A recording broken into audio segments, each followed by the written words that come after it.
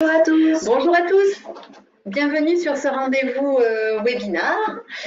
Donc, je me présente, je suis Alexandra, pour ceux qui ne me connaissent pas, du service marketing, et je suis avec Julie, voilà, qui est là, consultante SIRH, qui est là aujourd'hui pour animer ce rendez-vous webinaire sur la liste des choses à faire sur votre plateforme avant le 1er janvier. L'objectif, c'est de vous donner un petit peu la petite to-do list de fin d'année ou début d'année. Alors, ça va concerner la plupart des modules, donc vous n'avez pas forcément tous les modules. Et puis, on va rester sur un paramétrage assez standard. Après, ça sera à vous d'identifier ce qui vous concerne ou pas. Et puis, n'hésitez pas à utiliser le chat si vous avez des questions. Voilà, on restera vigilant sur les questions que vous nous posez. Donc, c'est une session qui va durer 30 minutes, c'est bien ça, Julie? Donc, on va, Julie va vous présenter ces différentes actions.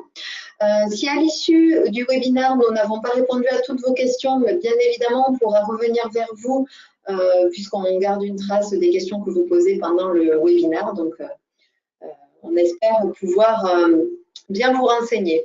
Alors, on nous dit que le son est très mauvais, donc on va peut-être faire un live, un petit essai. On va couper ton micro. Oui.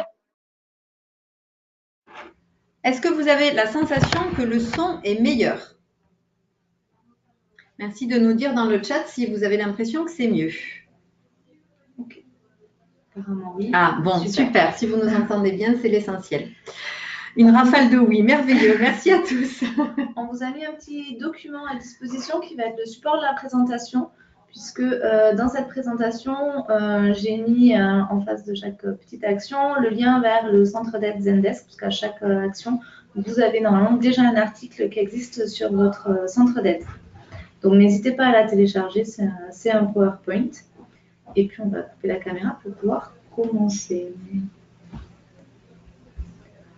Alors, je vais commencer effectivement avec la to-do. Juste avant, peut-être pour vous rappeler effectivement que depuis quelques semaines,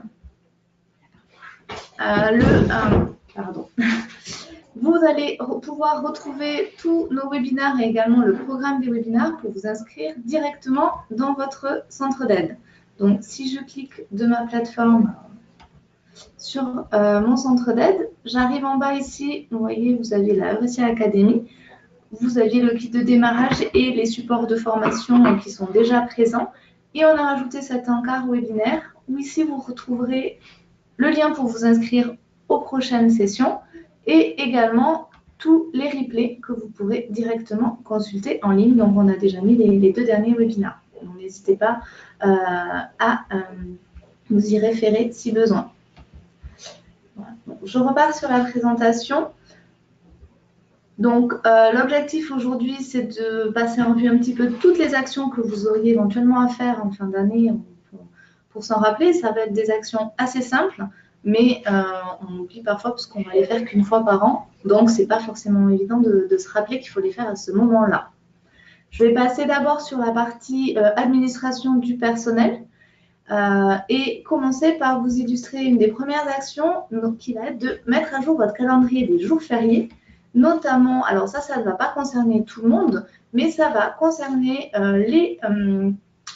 les sociétés qui, par exemple, auraient une règle particulière avec un lundi de Pentecôte qui est travaillé ou qui ont des calendriers spécifiques. Donc, normalement, dans votre paramétrage initial, on vous a posé cette question, on a mis en place les calendriers en fonction de votre besoin, mais vous pouvez être amené à avoir la nécessité de modifier votre calendrier. Dans ce cas-là, vous allez dans votre espace administrateur, paramètres généraux. Vous pouvez taper directement dans la barre de recherche en haut à droite, calendrier. Ça vous amène à la page calendrier des jours fériés que vous ouvrez. Et ici, vous avez accès à votre calendrier. Donc, vous pouvez avoir un ou plusieurs calendriers. En ouvrant ce calendrier, vous voyez que vous avez accès à toutes les dates qui sont considérées dans votre plateforme comme un jour férié. Donc, vous pouvez venir les sélectionner, les modifier avec le petit stylet qui est sur la droite ou éventuellement même supprimer la ligne. Typiquement, si votre jour de Pentecôte est travaillé, l'action que vous aurez à faire, puisque nous, au niveau récit, on régénère tous les ans le nouveau calendrier, mais le jour de Pentecôte est considéré comme férié. Donc, il faudra bien penser, pour le calendrier 2019, si vous travaillez le jour de la Pentecôte, à venir supprimer la ligne. Vous pouvez également, bien sûr, créer un nouveau calendrier si vous en avez besoin, si vous avez un calendrier spécifique pour lequel nous n'aurions pas de modèle. Donc là, vous avez totalement la main pour créer un nouveau calendrier. Par défaut, les jours fériés, c'est le calendrier eurétien, mais si vous voulez l'adapter, que vous avez un calendrier différent pour différentes populations de votre société, vous pouvez directement le faire ici. Donc ça, c'était la première action à laquelle il faut penser et à faire une fois par an pour avoir un calendrier et un affichage dans votre planning qui est correct.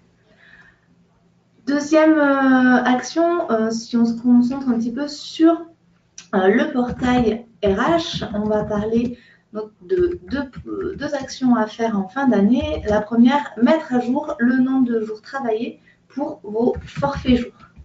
Donc ici, si vous avez des salariés qui sont au forfait jour, vous savez que dans leur page, quand ils arrivent ici, ils vont voir apparaître le nombre de jours travaillés. 210, là, comme ici sur 217.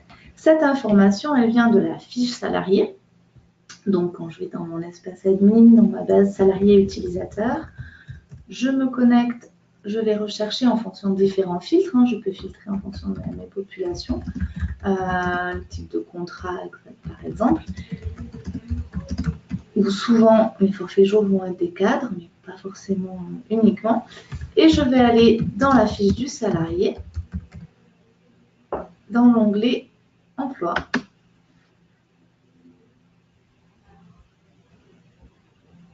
Voilà. Et dans l'encart Contrat, vous avez type de contrat. Donc là, à partir du moment où vous sélectionnez Forfait jour, c'est ça qui va déclencher ce fameux compteur. Et ici, vous serez amené à renseigner le nombre de jours par an. Ce nombre de jours est un maximum de 218, mais il peut être amené à être modifié éventuellement. Ça sera notamment le cas, ma vidéo redémarre, donc je vous ai mis dans la petite présentation, j'avais une petite annexe spécialement sur les forfaits jours, parce que je n'aurai pas le temps forcément d'aller trop dans le détail. Puis vous avez bien évidemment tout l'article du centre d'aide dessus, notamment le cas d'un forfait jour qui arrive en cours d'année, qu'est-ce qu'on va afficher sur ces éléments, dans ce petit encart. Voilà, et toutes les options que vous pouvez gérer directement au sein de votre plateforme.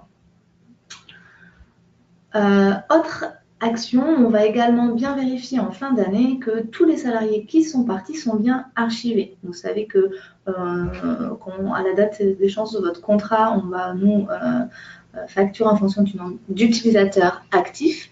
Et pensez bien, notamment par rapport à votre paye, normalement vous allez le faire mois par mois, mais à vérifier que vos utilisateurs sont bien archivés. Pour cela, normalement, vous le savez déjà, mais effectivement, on va aller, donc pareil, dans la fiche salarié. Donc cette fois-ci, je suis passée par le menu portail RH, qui me permet également de consulter mes salariés actifs ou archivés et ma base salariée. Et si j'ai besoin d'archiver un collaborateur, donc une fois que toutes mes actions ont été faites au niveau de la paye, je peux très bien venir exporter. Vous voyez, dans ma base salariée, je peux faire un export de toute ma base salariée où j'aurai l'information, savoir qui est actif, qui est archivé, ou je peux aller individuellement dans la fiche d'un collaborateur, regarder dans l'onglet Administration et cocher la case Utilisateur archivé.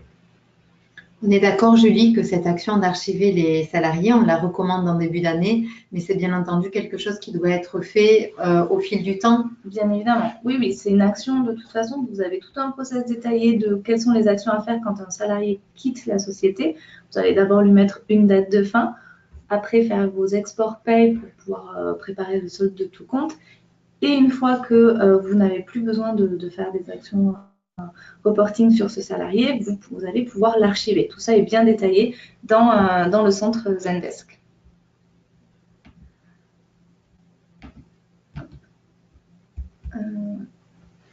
D'accord. Ok. Donc, voilà sur la partie, les grandes actions à faire qui concernent principalement le module portail RH ou les fiches salariés. Maintenant, sur le module congé et absence. Une des actions qui va souvent arriver en fin d'année, ça va être de modifier le nombre de congés à acquérir, notamment l'exemple qu'on a le plus fréquemment, ça va être les RTT. Les nombres d'RTT qui va varier d'une année sur l'autre. Par exemple, vous avez un calcul de 12 RTT pour 2018 et vous avez besoin qu'en 2019, par contre, il n'y en aura que 9. Donc, on a besoin de modifier ce nombre d'RTT. Alors,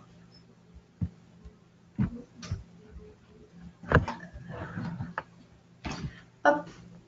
Donc, pour cela, toujours dans votre espace administrateur, congé et absence, je vais venir cliquer sur le type de congé et absence. Donc, ça concerne principalement les RTT, mais vous pouvez avoir des cas de figure d'autres compteurs concernés. Et ici, je vais venir sélectionner mon absence RTT.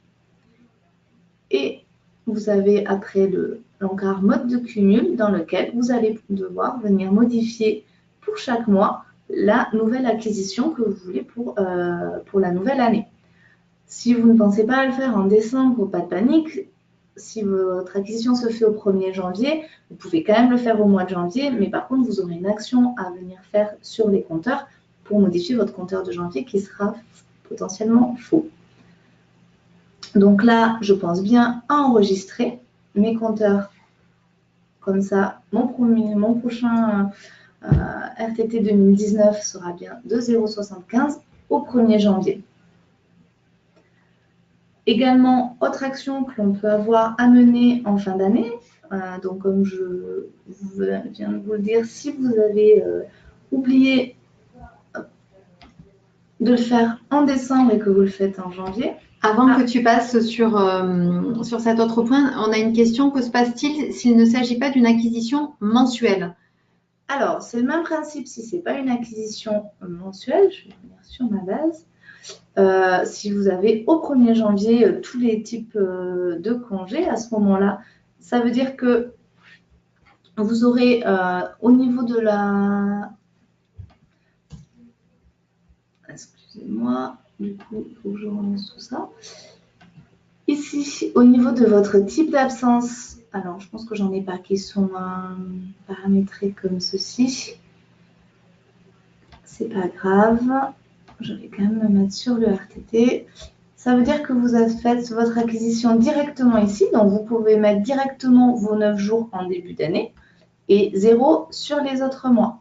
Par contre, attention, si vous avez une personne qui arrive en cours d'année et qui aura droit d'acquérir des RTT, donc si on est toujours sur le cas, par exemple, des RTT, ça veut dire qu'elle sera arrivée en mai, donc elle n'aura pas eu au 1er janvier forcément ces 9 jours. C'est à vous de, 1, calculer le prorata, et 2, de venir lui créer un compteur et de lui mettre ses droits acquis. Donc, il y a un petit peu plus d'actions manuelles à faire dans ce cas-là. Et ça rejoint, j'imagine, la question de Karine qui demande si tous les salariés n'ont pas le même nombre de RTT. Donc, dans ce cas-là, alors ça dépend de tous les salariés. Si c'est 2 règles de calcul différentes, vous devriez avoir 2 types d'absence au moins différents. Après, si vous parlez entre les salariés temps plein et temps partiel, là, c'est Eurecia automatiquement qui va faire la proratisation. Toujours pareil en fonction du paramétrage qui a été mis en place initialement. Donc, si justement, donc, comme je disais, on a besoin après de faire une mise à jour, arrondir des droits ou venir intervenir sur les compteurs, bon, ça, c'est des petites actions en masse que vous pouvez avoir à faire, bien évidemment, durant l'année. On va aller dans le menu congé, absence, compteur équipe. Ici, vous avez votre zone de filtre. Donc là, j'ai sélectionné les RTT 2018 parce que mes RTT 2019 n'étaient pas encore créés. Mais imaginons que j'ai besoin, donc typiquement en fin d'année, on peut avoir besoin également d'arrondir des droits. Voilà, on a un compteur avec une acquisition qui est avec des décimales et qui ne donne pas forcément des nombres entiers. On décide de faire un arrondi. C'est l'action qu'on va mener en fin d'année. Donc on sélectionne bien le type, la période, pour avoir bien les compteurs concernés. On va venir dans le bouton au niveau de du tableau sélectionner tous les compteurs et ici vous avez plusieurs fonctionnalités. Donc si je clique sur arrondir les droits acquis, ça m'ouvre quand même une page avec toutes les fonctionnalités possibles sur les compteurs. Donc la première, ça va être arrondir des droits acquis. Vous pouvez également basculer des reliquats d'un compteur de l'année précédente à une nouvelle année, créditer des droits acquis, débiter des droits acquis et imposer les droits acquis. Alors, c'est une petite subtilité. Créditer, c'est je rajoute des droits. Imposer, c'est vraiment annule et remplace. J'annule l'information qu'il y avait sur le compteur et je mets une nouvelle valeur. À chaque fois, vous pouvez sélectionner l'unité, jour, heure. Et par contre, il est obligatoire, à chaque fois que vous faites une modification sur un compteur, de mettre un commentaire de régularisation. La première étape, ici, vous allez prévisualiser. Donc ça, c'est toujours une étape à faire avant et qui est obligatoire. Ça vous permet de voir ici, j'ai rajouté 2 jours dans chacun de mes compteurs. Et si je suis d'accord, je vais appliquer la règle. Voilà. On voit ici que les 2 jours ont bien été rajoutés. Et si je vais vérifier dans mon compteur, ça a créé une ligne avec mon commentaire que j'ai mis en régularisation. Alors, on a peut-être une question. À quel moment le compteur RTT 2019 sera visible? Le compteur va se créer dès qu'il y aura l'alimentation qui va se faire. Donc, si votre première alimentation elle est au 1er janvier, il va automatiquement se créer à ce moment-là.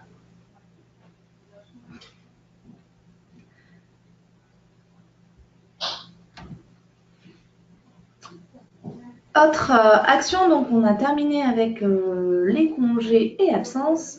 Maintenant, on va passer donc sur une des actions que vous pouvez avoir à faire sur les notes de frais. Ça va être, par exemple, si vous avez un barème kilométrique spécifique. Par défaut, normalement, dans un SIA, on a un barème kilométrique avec les informations URSSAF qui est mis à jour tous les ans. Par contre, si vous avez un barème, par exemple, fixe, et que vous souhaitez le modifier d'une année sur l'autre, dans ce cas-là, vous allez devoir intervenir. Donc, toujours pareil, je vais dans mon espace administration, note de frais, et ici, j'ai un encart qui s'appelle barème kilométrique. Voilà, vous voyez ici, si vous avez un barème spécifique, vous aurez automatiquement une ligne qui y apparaîtra. Et en cliquant dessus, vous pouvez venir ici le désactiver si vous en avez besoin, changer la devise, mais vous avez accès à toutes les caractéristiques. Donc là encore, n'hésitez pas à vous référer, il y a de la documentation dessus sur le centre d'aide. Et vous pouvez venir modifier donc, le coefficient multiplicateur additionnel en fonction des chevaux ou en fonction de vos spécificités. Hop. On a une petite question pour revenir sur les RTT. Je vois que ça vous questionne beaucoup. Tu as parlé, Julie, d'alimentation du nombre de RTT. Et donc, on a quelques personnes qui voudraient avoir des précisions sur ce que tu appelles l'alimentation des compteurs. Le renseignement, en fait, c'est ça? Oui, l'alimentation des compteurs, c'est de venir effectivement là. Vos compteurs sont, si on se met sur les compteurs, hop, équipe. Si je prends un compteur de congés payés, dans mon type d'absence, on a défini que c'était à chaque fin de mois, au 30 juin, au 31 juillet, que mon compteur était alimenté. C'est ce que l'on retrouve ici. Fin juin, fin juillet, voilà. Et le compteur a été initialisé au 1er juin, puisque je retrouve ici, dans ma ligne de compteur, mon congé payé commence son cumul au 1er juin et se termine au 31 mai. Pour le cas des RTT, si c'était... Oui, c'était sur les RTT.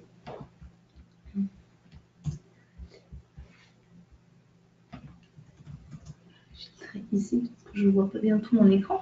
Le RTT, on voit que la date de début de cumul est au 1er janvier 2018 pour les RTT 2018. Le RTT 2019, la date de début de cumul sera au 1er janvier 2019. Donc, votre compteur va se créer au 1er janvier 2019. Donc ça a été défini au moment des règles de gestion au démarrage de votre abonnement. Exactement. Et c'est l'information que vous avez, si je vais dans les types de congés, et que je tape sur RTT pour mon type d'absence.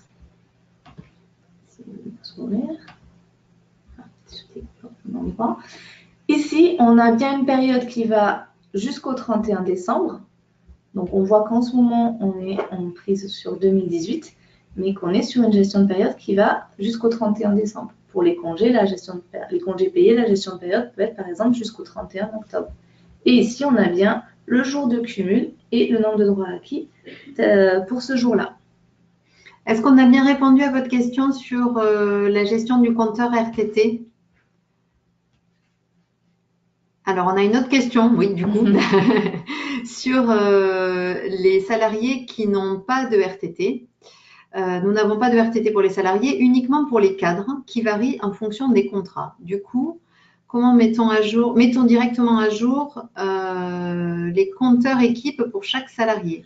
Alors là, tout va dépendre de votre paramétrage. On va rentrer dans des choses un peu plus spécifiques et on n'aura pas le temps forcément de répondre. Ce qu'on vous propose, du coup, c'est de noter votre question et de la transmettre à votre référent de manière à ce que vous ayez une réponse. Le service support qui aura le temps d'aller regarder un peu plus votre paramétrage et vos spécificités.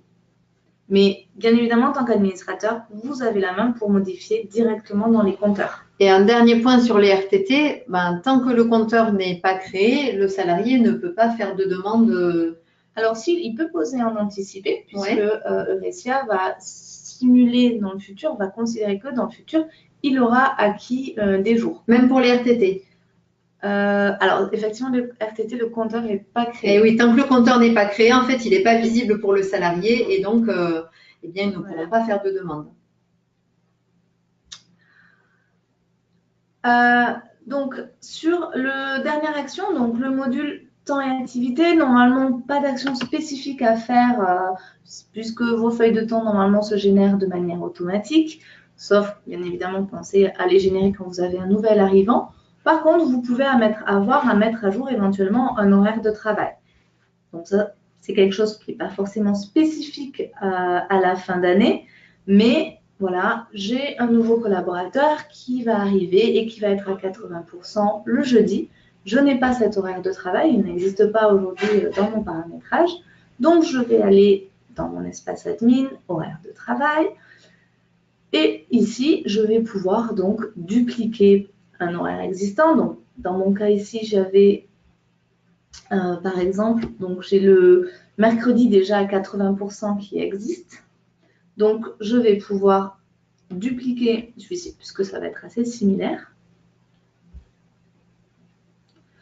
Je vais pouvoir le renommer.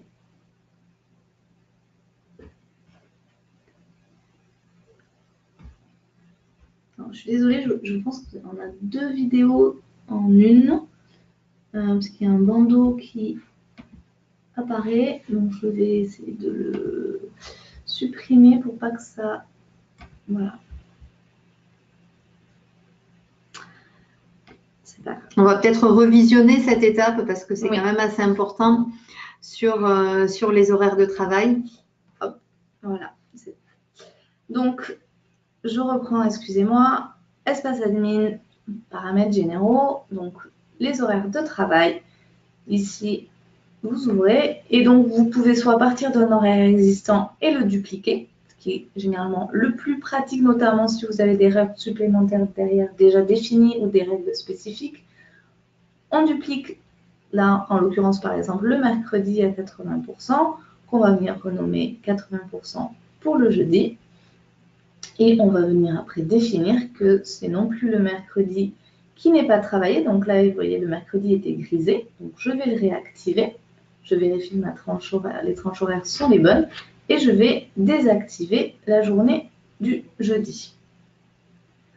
Ici, attention, les journées types, ça vous permet, donc c'est une nouveauté depuis plusieurs mois maintenant. Voilà, il y a des tranches, ça vous permet d'identifier quelles vont être vos journées types sur lesquelles vous allez appliquer ces tranches-là d'horaire de travail. C'est-à-dire 14h, 18h va s'appliquer à toutes les journées qui ont été ici cochées. Vous avez donc la main en tant qu'administrateur pour venir modifier tous les éléments. Vous avez également l'onglet heures supplémentaires en fonction des règles toujours de déclenchement, le transfert que vous souhaitez effectuer, les règles sur les jours fériés, les jours non travaillés. Et si vous avez la badgeuse également, les règles de flexibilité que vous voulez mettre par rapport à cet horaire de travail. Pensez bien toujours à enregistrer. Bien évidemment, dernière étape, une fois que vous avez créé un nouvel horaire de travail, c'est de l'affecter à un collaborateur.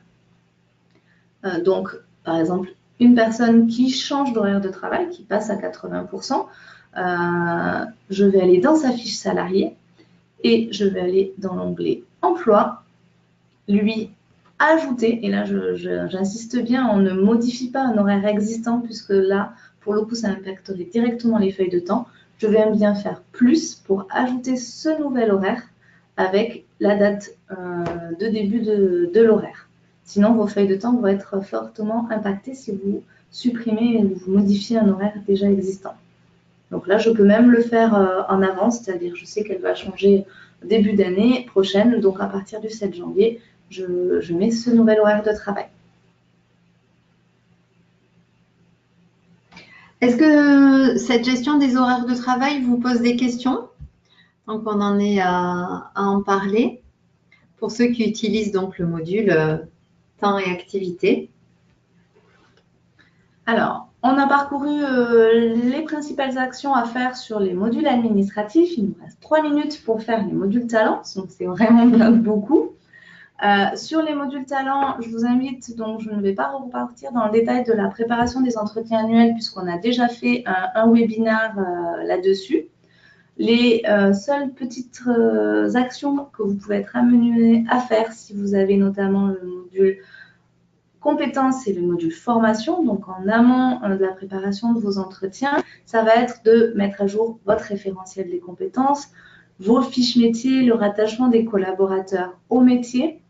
Éventuellement, si vous utilisez la partie plan d'action, de préparer votre plan d'action et également dans le module formation, de mettre à jour votre calendrier, bien définir votre budget et mettre à jour le catalogue, pas le calendrier, mais juste le catalogue de formation. Donc, je vais vous l'illustrer rapidement sur la partie mise à jour des compétences. Donc, là encore, il n'y a que l'administrateur qui voit ce module compétences, mais il peut venir donc mettre à jour sa cartographie de compétences. Ce module-là, vous avez, si vous le manipulez déjà, vous voyez que vous pouvez naviguer, vous pouvez passer soit par les compétences, c'est-à-dire je viens modifier le contenu d'une compétence et je viens la rattacher à des métiers. Soit je pourrais également passer par un métier pour lui ajouter des compétences. Donc, il y a plusieurs façons de procéder. Ici, si je vais dans mes fiches métiers, donc bien évidemment, je peux créer de nouveaux métiers, je peux modifier des métiers existants et je peux venir rajouter des compétences à un métier avec un niveau de attendu pour la compétence et pour le métier. Donc là, je peux visualiser s'il y a des collaborateurs déjà rattachés. Si j'ai le module recrutement également, je peux voir les prévisions qui sont prévues pour ce métier. Le menu plan d'action, ça vous permet de définir un plan d'action annuel. Donc là, on est sur un plan d'action en préparation. Donc là encore, je reste très macro puisque vous avez tout le détail sur notre documentation. Mais je peux définir des objectifs pour ma société. Donc, typiquement, par exemple, je vais avoir... alors, les listes déroulantes, je suis désolée, s'affichent mal. Donc, je peux faire une saisie libre et dire que je veux, pour le métier de chargé de marketing, je veux qu'ils soient tous formés un petit peu plus au marketing. Donc, c'est un plan d'action groupe que je vais identifier pour l'ensemble de ma société et que je veux suivre après. Je peux mettre des exigences, un objectif à atteindre, une date limite d'atteinte et savoir comment je vais mettre en place cette action et cet objectif. Donc, une fois que j'ai créé ce nouvel objectif, ça crée une ligne et là, je vais pouvoir venir ajouter une action et typiquement, si j'ajoute, le meilleur exemple, c'est une action de formation. Donc, je vais pouvoir identifier un nombre de personnes derrière. je vais pouvoir identifier, c'est relié à mon catalogue de formation. Donc, je vais pouvoir dire, voilà, je veux que tout le monde soit un peu plus formé à cette formation. Prévoir un nombre de personnes et ça, je le retrouverai après automatiquement dans mon plan de formation.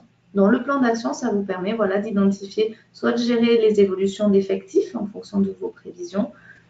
Une fois que vous avez préparé votre plan, vous pouvez le démarrer, le suivre et bien évidemment après le clôturer. Voilà, a priori, on a balayé, je crois, l'ensemble des actions qui te paraissent essentielles pour cette fin ou ce début d'année. Vous aurez ajusté en fonction de ce que vous utilisez chez Eurecia. Donc, bien entendu, le support reste à votre disposition si vous avez besoin, à un moment donné, d'aide dans ces différentes étapes. L'objectif, c'était vraiment plus de vous rappeler quelles étaient les actions à faire après dans les faits. Si vous avez besoin de l'assistance du support, ils le feront bien sûr avec plaisir. Est-ce que tu voulais rajouter quelque chose, Julie? Alors, je vois qu'il y a une question pour récupérer les vidéos. Alors, il y a effectivement, Alexandra vous a répondu pour vous récupérer le replay. Là, pour pouvoir tenir les délais, il y a toute la partie formation, on ne va pas l'illustrer, mais on vous proposera un webinaire spécifique sur la formation, donc vous inquiétez pas, vous pourrez toujours rattraper à ce moment-là. Ah, une petite question. Ne faut-il pas changer les règles de congé absence si la personne passe à 80% dans l'hypothèse donc du changement d'horaire?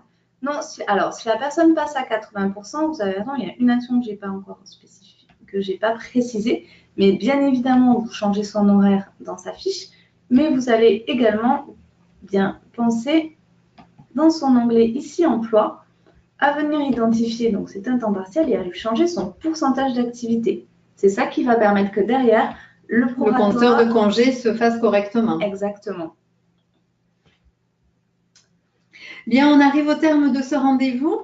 On ne pouvait pas vous quitter sans vous faire un petit coucou. Voilà, on voulait vous souhaiter de très heureuses fêtes de fin d'année. Toute l'équipe d'Eurecia se joint à nous vraiment pour vous souhaiter le meilleur pour ces fêtes. Vous allez peut-être oublier Eurecia, on vous le souhaite, pendant quelques jours et pouvoir prendre un peu de repos. Merci à vous tous de votre participation et de votre enthousiasme. Merci Julie. Merci Alexandra. Et on vous dit rendez-vous en 2019. Bonne fête à tous. Au revoir. Au revoir.